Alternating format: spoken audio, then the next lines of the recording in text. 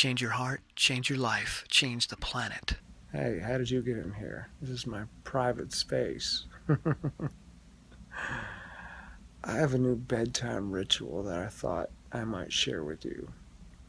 Uh, in addition to wearing my prosthetic teeth at night to keep my real teeth from moving in to fill the gap, I've got some other stuff that I'm doing that's new and improved.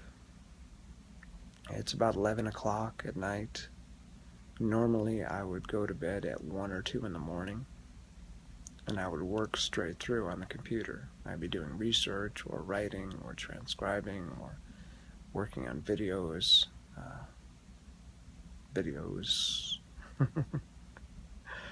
But that hasn't been working for me. It generally keeps me too amped up and makes me anxious, and I never feel like I'm completing the day. So when I go to bed, I don't sleep well. And another thing that I've learned is that blue light, the blue wavelength in light, decreases melatonin production. Wow, that's a funny noise. These teeth crack me up. Anyway, now they're falling out. Back to my point.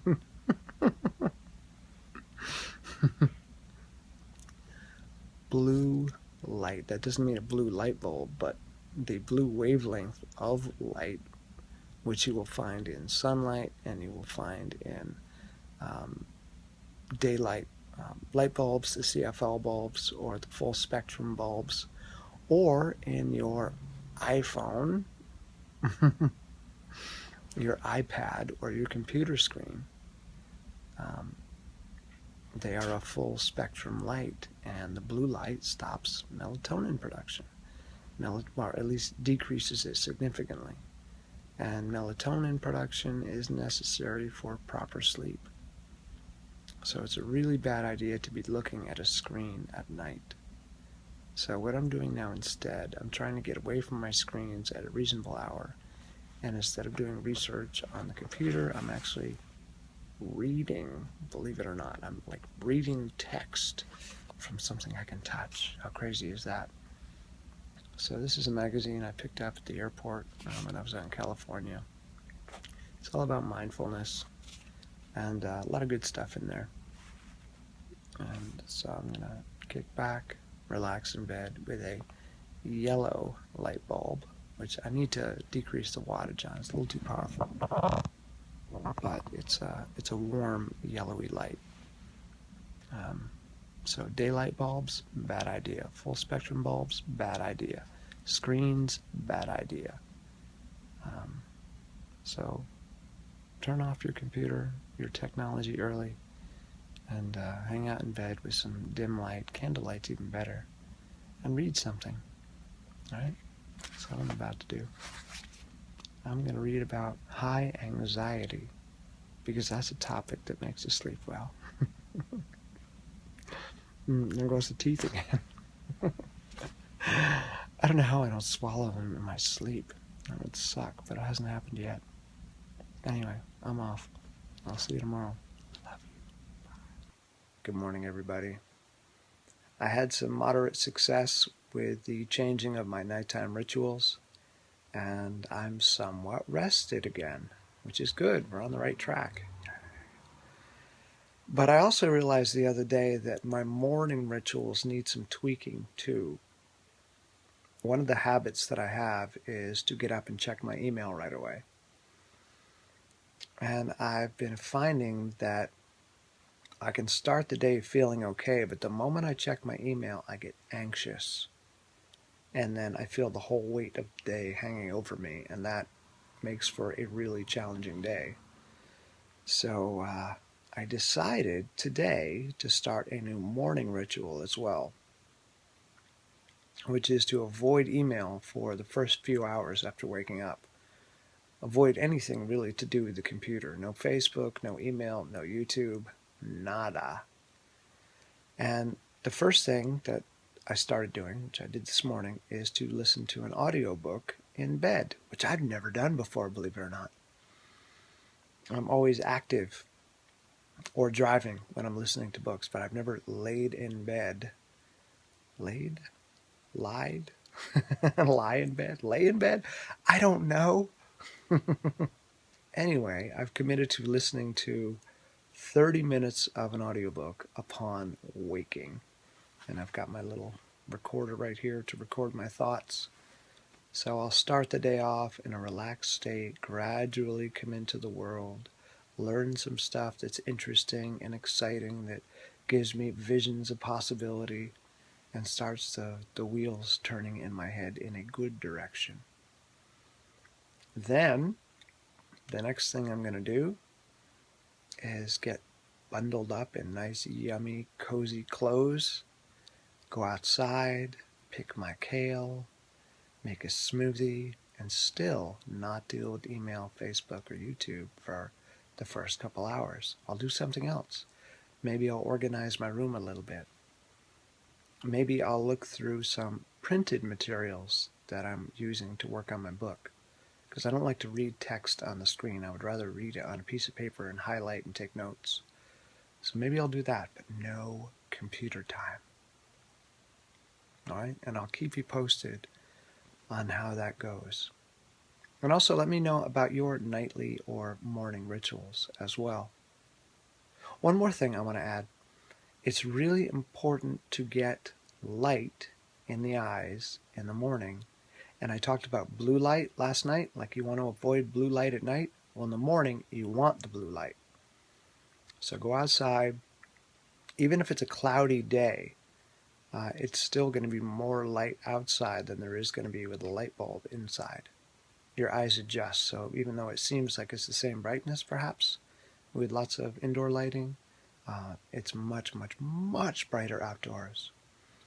And you're getting a lot more blue light into the eyes, which helps you, changes your mood, resets your circadian rhythm, balances your clock, right? So you want lots of blue light in the morning and none at night. There are companies that make light boxes that you can put in your room or office that focus primarily blue light on you, but they found that to be a little bit problematic. So you want a full spectrum of light. You don't want just the blue light.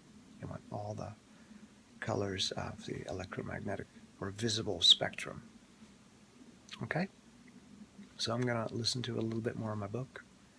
And I stopped listening to Unworthy by Anneli Rufus for a little bit. I took a little break, and I listened to The Voice of a Leader, which is like a 2.5-hour audiobook, and I hated it. Oh man, it was terrible.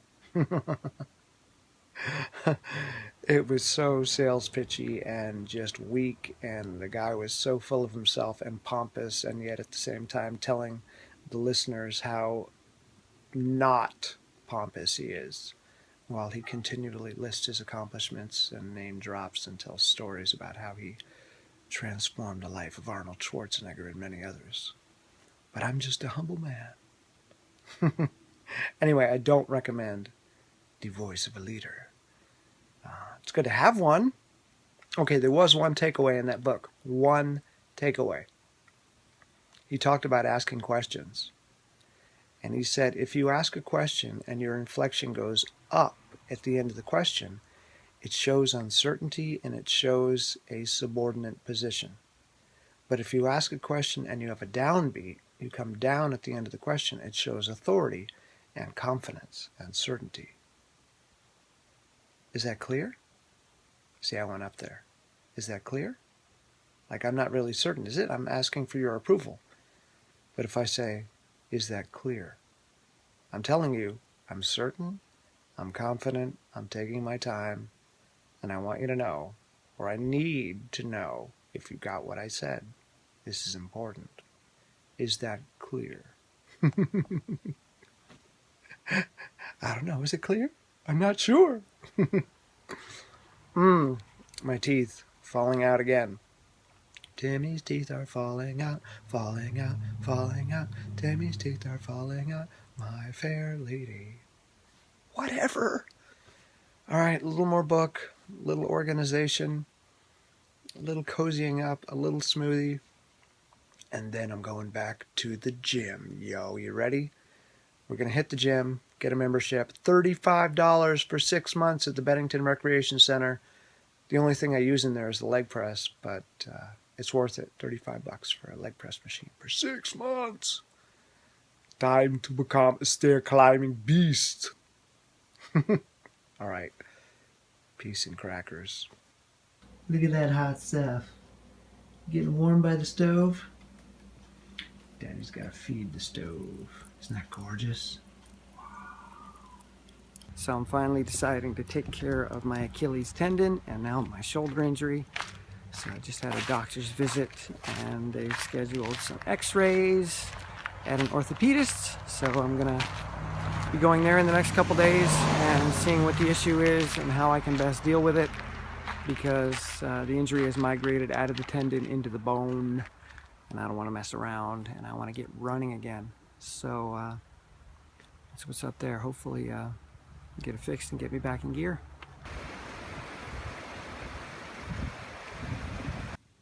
So Wolfie's helping me with my book. I printed out my transcriptions and I've got about 300 pages total that I now have to go through and edit, and it looks like Wolfie's gonna help me. Isn't that right, Wolf? Gonna make the process easy for me? I'm repping the Woodstock Fruit Fest today. Yeah! Alright. Oh God, that hurt! Youch! Funny bone. Not so funny. Anyway.